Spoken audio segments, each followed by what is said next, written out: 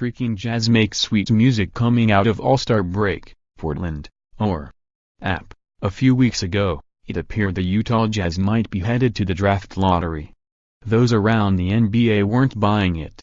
They've got some good players, so I don't think anybody was surprised they fought their way back in, Portland guard Damian Lillard said. As the season picks back up following the All-Star break, the Jazz are riding an 11-game winning streak. They are part of a tight cluster of Western Conference teams vying for playoff position with some 2 months left in the regular season. It's been quite a rise. Utah's last loss was back on January 22. The Jazz fell to 1928 after losing 104-90 to Atlanta and were 18 games behind the conference-leading Warriors. There were times where we kind of looked like we didn't want to play, myself included, Jazz rookie Donovan Mitchell said after the loss to the Hawks, who are last in the Eastern Conference. That's not us. That's not our identity. Rudy Gobert stressed it would be a painful road until we start playing more physical and being more focused on what we have to do, individually and collectively. Turns out the loss was a turning point of sorts. The resolve started the very next game with a 98-95 overtime win at Detroit. Along the way the Jazz beat the East's top team, Toronto, on the road, and had victories over the Warriors and the Spurs.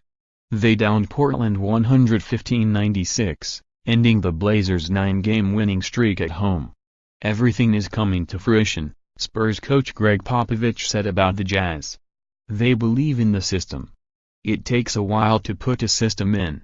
You have to have players of character who will understand it and execute it.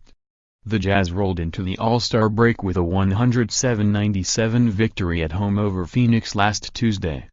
Mitchell has been key, leading the team with an average of 24 points and 4 rebounds over the 11-game streak. For his rookie season, he has averaged 19.6 points, 3.5 rebounds and 3.5 assists. I think he should be Rookie of the Year for sure, not just because of his numbers but his impact on their team, Lillard said. He's basically leading them and it's special to see a rookie be able to do what he's doing out there. Over All-Star Weekend, Mitchell won the slam dunk contest. The Jazz also made an important addition with Jay Crowder, acquired in a 3-team trade from the Cavaliers at trade deadline.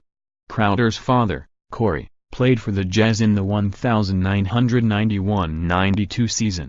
In 3 games with the Jazz, Crowder has averaged 14.7 points and 5 rebounds and seems to have a new outlook with his new team. These guys, they welcomed me right when I walked through the door. And playing with them is very, very, very fun, he said following his debut. The Jazz resume play Thursday, at home against Portland. Coach Quinn Snyder was asked whether the All-Star break came at a good time for the Jazz. There's 2 schools of thought, right?